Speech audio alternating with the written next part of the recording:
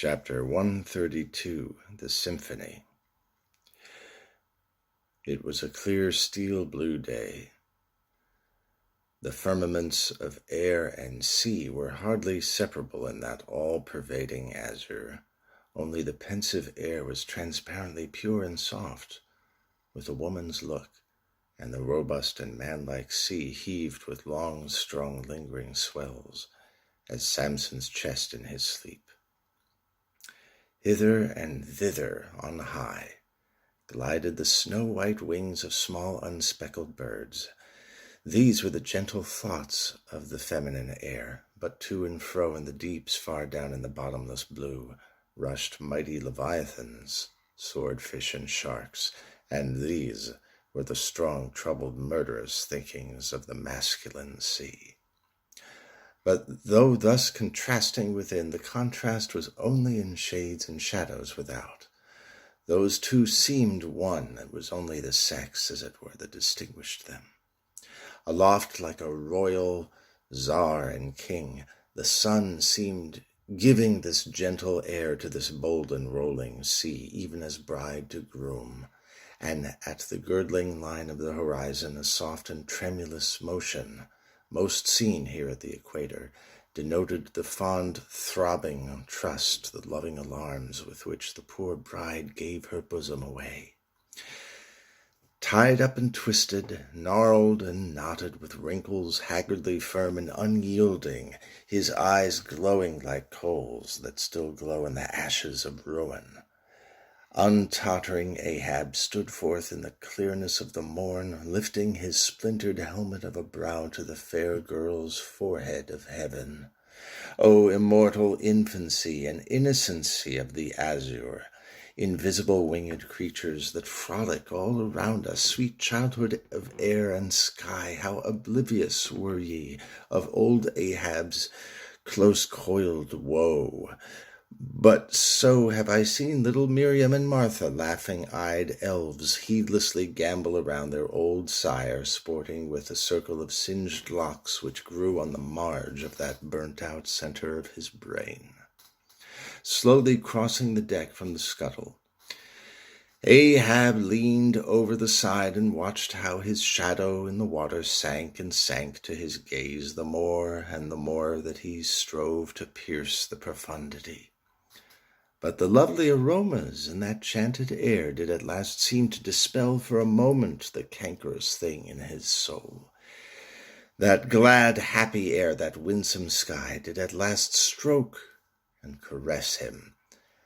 The stepmother world, so long cruel, forbidding, now threw affectionate arms round his stubborn neck, and did seem to joyously sob over him, as if over one that, however wilful and erring, she could yet find it in her heart to save and to bless. From beneath his slouched hat, Ahab dropped a tear into the sea, nor did all the Pacific contain such wealth as that one wee drop. Starbuck saw the old man, he saw him, how he heavily leaned over the side, and he seemed to hear in his own true heart the measureless sobbing that stole out of the center of the serenity around. Careful not to touch him or be noticed by him, he yet drew near to him, and he stood there. Ahab turned. "Starbuck!" "Sir?" "Ah, Starbuck, it is a mild, mild wind and a mild-looking sky. On such a day, very much such a sweetness as this, I struck my first whale, a boy harpooner of 18. 40 years ago. 40 years of continual whaling, 40 years of privation and peril and storm time, 40 years on the pitiless sea. For 40 years has Ahab forsaken the peaceful land, for 40 years to make war on the horrors of the deep. Aye, and yes, Starbuck, out of those 40 years I have not spent 3 ashore. When I think of this life I have led, the desolation of solitude it has been, the masoned walled town of a captain's exclusiveness, which admits but small entrance to any sympathy from the green country without. Oh, weariness, heaviness, Guinea coast slavery of solitary command. When I think of all this, only half suspected, not so keenly known to me before, and how for 40 years I have fed upon dry, salted fare, fit emblem of the dry nourishment of my soul, when the poorest landsman has had fresh fruit to his daily hand and broken the world's fresh bread to my mouldy crusts. Away, whole oceans away from that young girl wife, I wedded past 50 and sailed for Cape Horn the next day, leaving but one dent in my marriage pillow. Wife, rather a widow with her husband alive. I widowed that poor girl when I married her, Starbuck, and then the madness, the frenzy, the boiling blood and the smoking brow with which for 1,000 lowerings old Ahab has furiously, foamingly chased his prey, more a demon than a man. Aye, what a 40 years fool! Old fool has old Ahab been. Why the strife of the chase? Why weary and palsy the arm at the oar and the iron and the lance? How though richer or better is Ahab? Now, behold, O Starbuck, is it not hard that, with this weary load I bear, one poor leg should have been snatched from under me? Here, brush this old hair aside, it blinds me that I seem to weep. Locks so gray did never grow but from out some ashes. But do I look very old, so very, very old, Starbuck? I feel deadly faint, bowed and humped as though I were Adam, staggering beneath the piled centuries since paradise.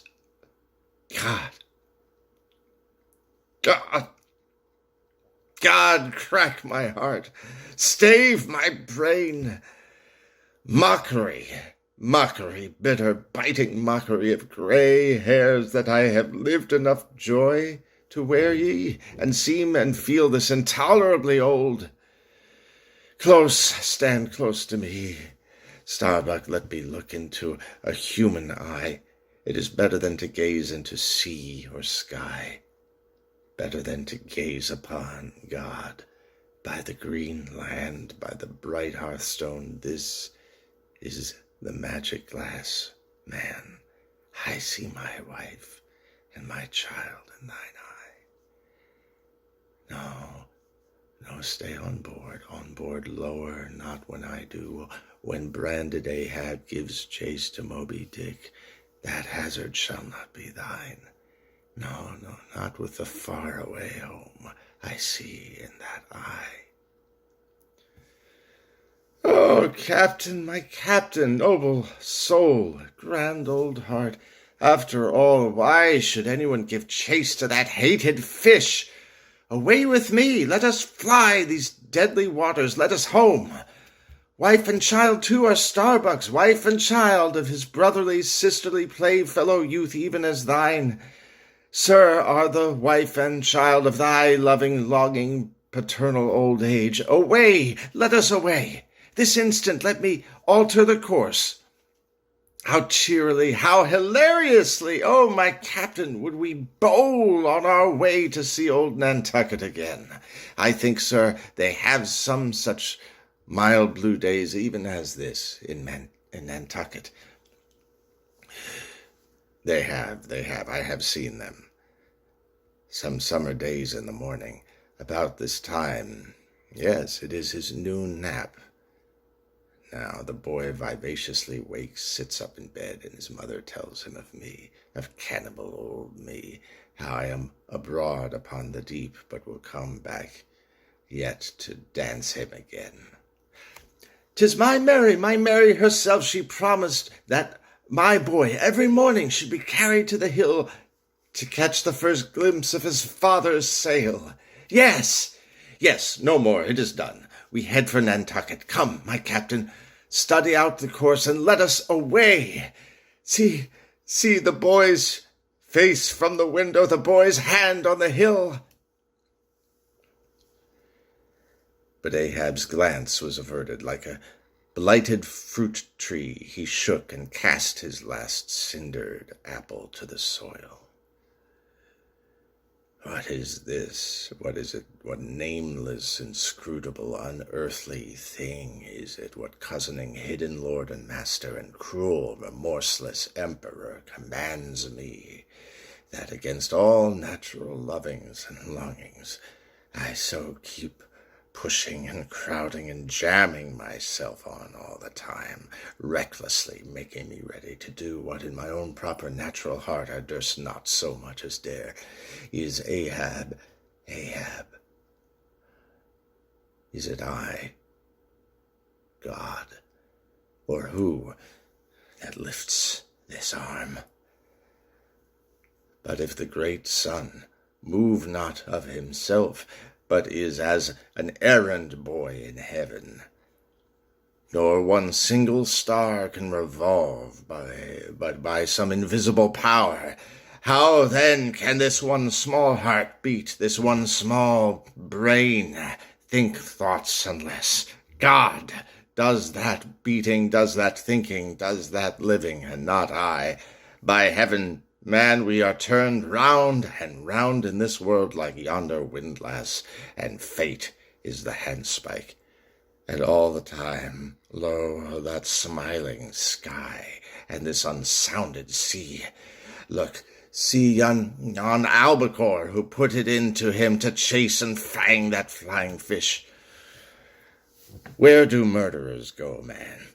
Who's to doom when the judge himself is dragged to the bar? But it is a mild wind and a mild-looking sky, and the air smells now as if it blew from a faraway meadow. They have been making hay somewhere under the slopes of the Andes, Starbuck, and the mowers are sleeping among the new-mown hay. Sleeping? Aye, toil we how we may, we all sleep at last on the field. Sleep, aye, and rust amid greenness, as last year's scythes flung down and left in the half-cut swaths. Starbuck. But blanched to a corpse's hue with despair, the mate had stolen away. Ahab crossed the deck to gaze over on the other side, but started at two reflected fixed eyes in the water there. Fedallah was motionlessly leaning over the same rail.